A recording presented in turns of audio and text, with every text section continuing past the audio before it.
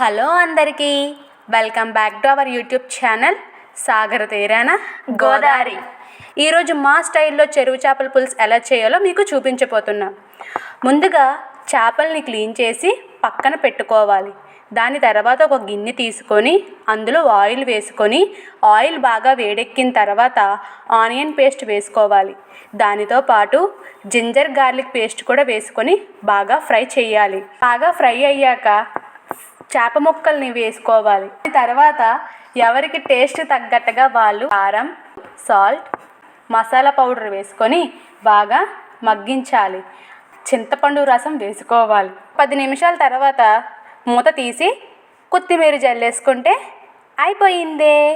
ఎంతో రుచికరమైన మన చేపల పులుసు రెడీ అయిపోయింది. అయ్య బాబోయ్, మీకు ఇంకోటి చెప్పడం మర్చిపోయాను. అదే ఫస్ట్ పాయింట్ అండి. ఇవన్నీ చేసే ముందు స్టవ్ ఆన్ చేసుకోవడం మర్చిపోకండి. అయినా నాకు ఒక డౌట్ వచ్చిందండి. కర్రీ అయిన తర్వాత కొత్తిమీర ఎందుకు జల్లుకోవాలి, పుదీనా ఎందుకు వేసుకోకూడదు? మీకు ఏమైనా తెలిస్తే కమెంట్ చేయండి. పెద్ద డౌటే ఇది.